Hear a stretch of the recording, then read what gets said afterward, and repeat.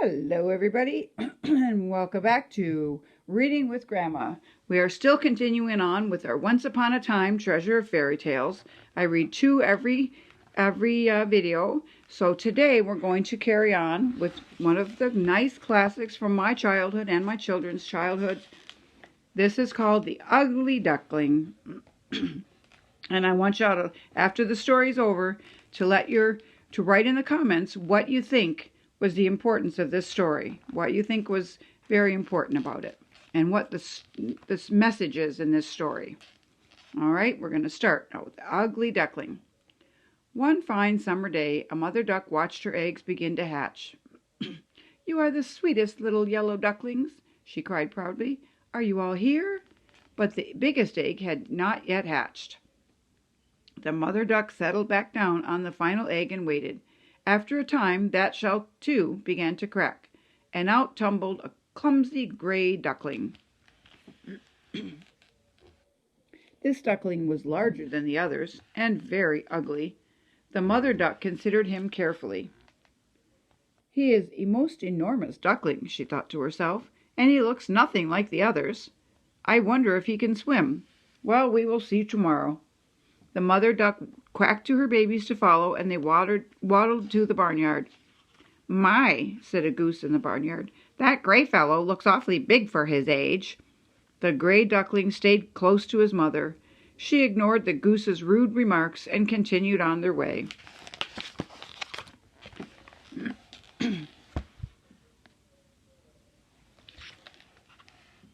The next day the sun shone brightly.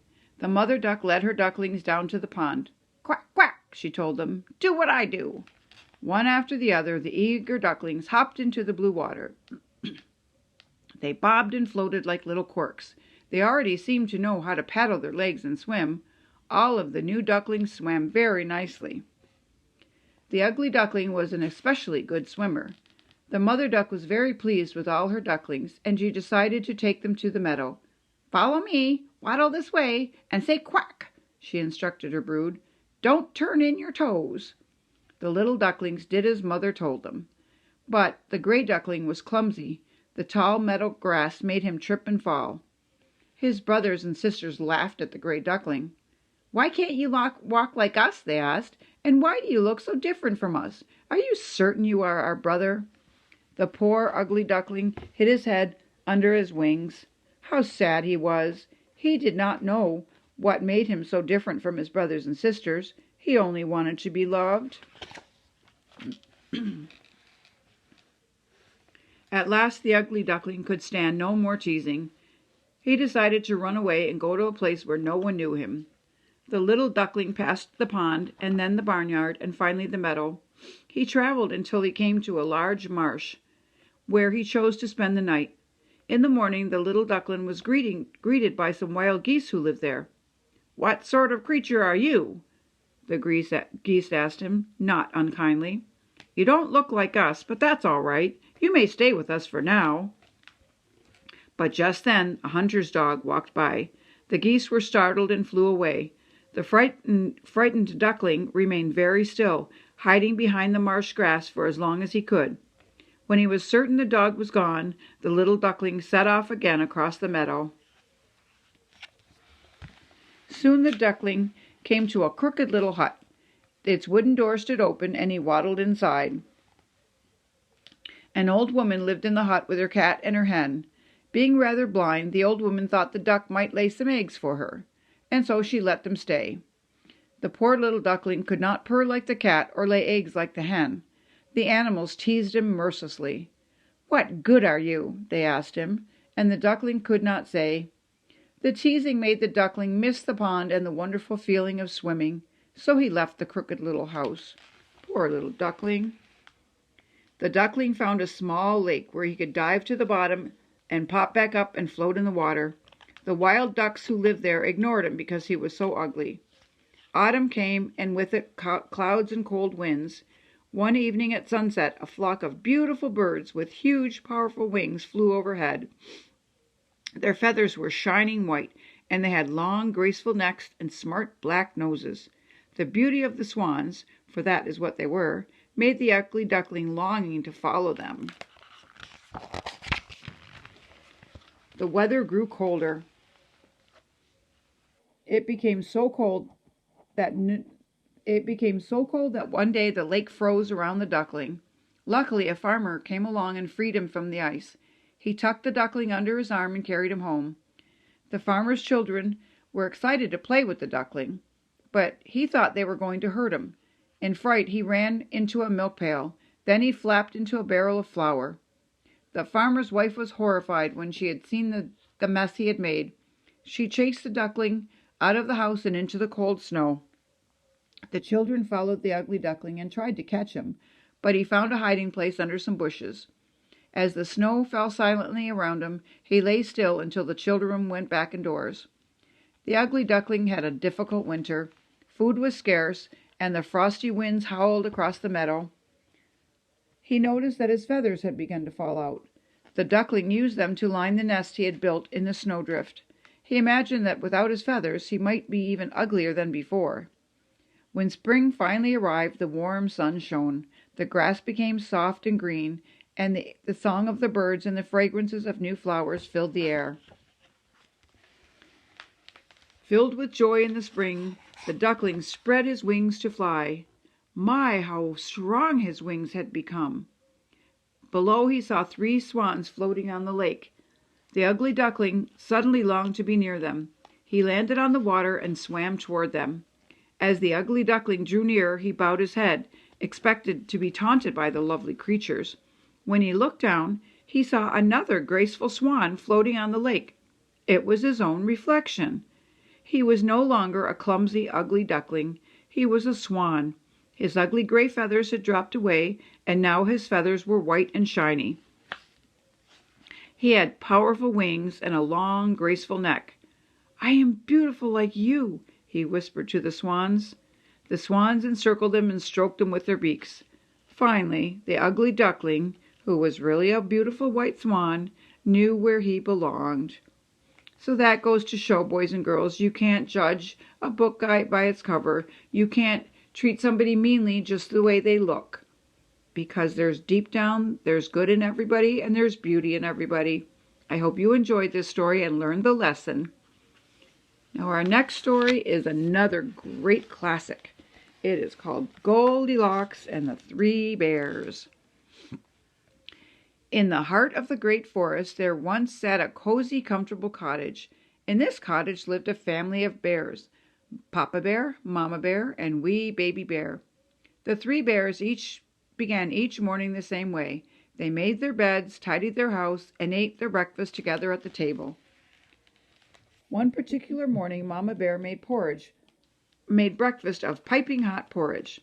The porridge was so piping hot, in fact, that the 3 bears decided to take a walk through the forest while their breakfast cooled. That very same morning a young girl named Goldilocks came upon the cottage. Said the girl, "I believe I smell fresh porridge. Why, perhaps I will sneak into this cottage and have just a bite or 2. Now, it is not very nice to go into someone's cottage when no one is home. And it isn't very nice to nibble at someone's porridge without asking. But this is exactly what Goldilocks did. She took a bite of Papa Bear's porridge, but it was too hot. She took a bite of Mama Bear's porridge, but it was too cold. Then she took a bite of Baby Bear's porridge, and it was just right, so she ate it all up. Her belly full, Goldilocks needed to rest for a bit. Finding the bears' chairs, Goldilocks decided to sit down. Goldilocks sat on Papa Bear's chair, but it was too hard. She sat on Mama Bear's chair, and it was too soft. Then she sat down on Baby Bear's chair, and it was just right, and it broke until it broke with a loud snap. Needing somewhere new to go to nap, Goldilocks found the 3 bears' beds. She tried Papa Bear's bed, but it was too firm. She tried Mama Bear's bed, but it was too squishy. Then she snuggled into Baby Bear's bed, which was just right. So right that she soon fell asleep.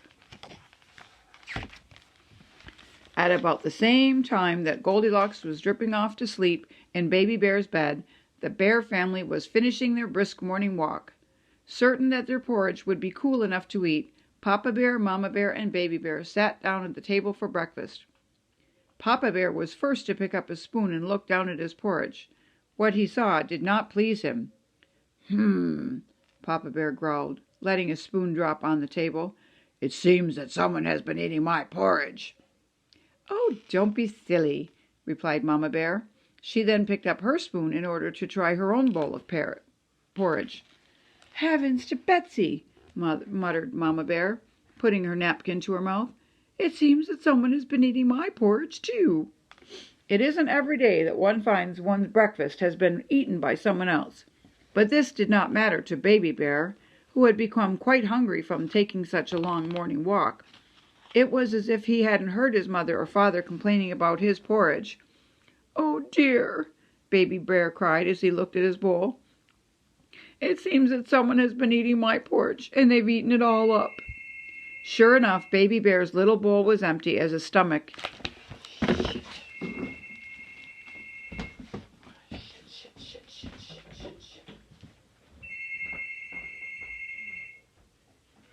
Hello? What's up? Yeah. Geez, what happened there with Nathan? Made us sing like 3 times for the. Oh, we didn't hear him. We didn't hear him because like that the first time, like maybe the button got clicked or something, and mute or whatever. Yeah, maybe it wasn't close enough or something. Yeah. No. Anyway, yeah. Yeah, I'm just doing a video, so. I got one comment. I put one out, posted one yesterday, or yeah, it was yesterday, I think. Yeah, and like within 2 minutes, somebody replied, "Awesome videos. You should get more likes than you do." I said, "Well, or no, more views. Sorry, more views." Like, okay, then thank you. But the thing is when you click on a video and you watch it, it should register a view, and it still said no views. So I don't know what the heck was happening with that. Maybe it just takes time for it to show up. I don't know. But yeah, so I'm just reading a couple stories now. It's not on pause, but I'll just say, "Oops, sorry for the delay." I'm not going to start it all over again because I'd have to take off 2 stories, you know. So, oh,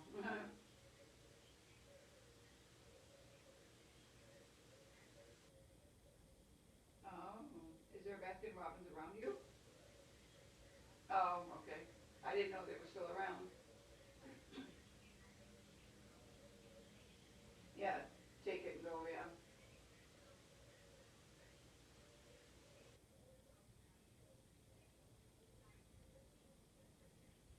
right.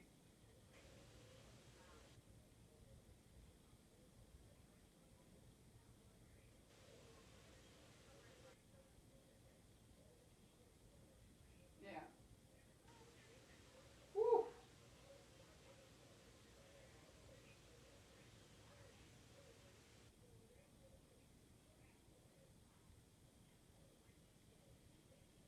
Right. Like a sheet cake thing.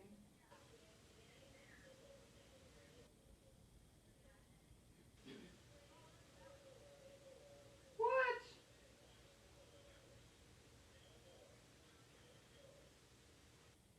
Yeah, like what? They didn't crack. I mean, it's,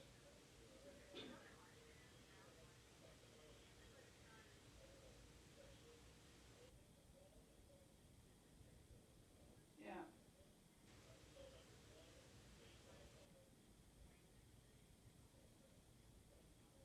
yeah. Yeah, that's bullshit. You can go to Walmart and get one for $20, 25 bucks. Won't be an ice cream cake. Yeah, it won't be an ice cream cake. Yeah,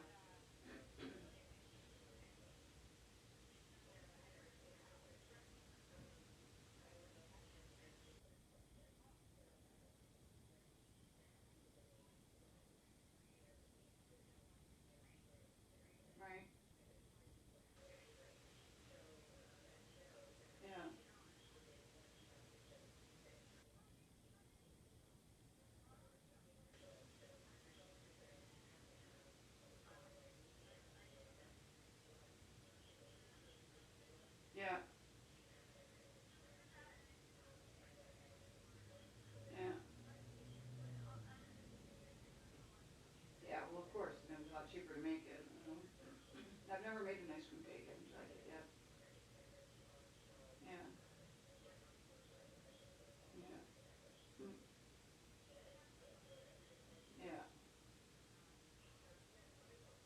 gonna make that for your supper tonight? Yeah, that's nice. Yeah, that's cool. Yeah, Brody asked if they were coming over, and I said, actually, no, Brody, I said, this weekend just kind of snuck up on me, and I don't have all the ingredients that I need to make Nathan's cake, and, like, it's already Friday, because he asked me this morning, I said, today's already Friday, dude, and I don't have, I mean, I can go to Walmart and get the shit, but then I'd have to rush and do it and everything, no, and he goes, can't you just buy him a cake? I was like, no, no, dude. I said, I've never bought a cake. Like, we buy one, like Heather gets one for your father and I for our birthdays, but that's, Mother's Day and shit like that, but that's different. So I said, maybe next weekend, forgetting that he had plans next weekend, because I can't make it Sunday, because that's when Sue comes. Like, she didn't show up last week, so who knows if she'll come this week. I don't know. Maybe they're isolating themselves because they're afraid. God knows. But anyway, whatever. So I'll just, the following weekend, we'll just, or like, I was even during the week, but then again, we got to try to do it so somebody, like, in the afternoon, so we're going to, but Heather and Joseph both work, so that's not going to work either.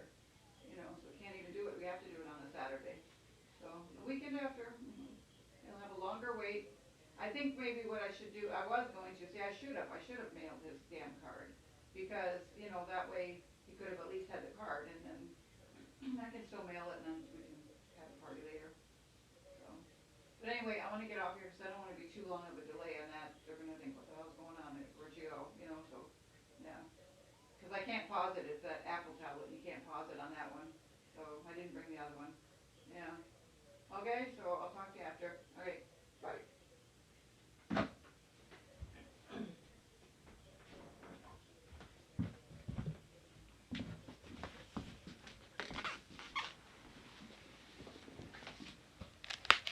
Sorry about that delay, boys and girls. I don't have a pause button on this camera, and I totally didn't realize I didn't pause it.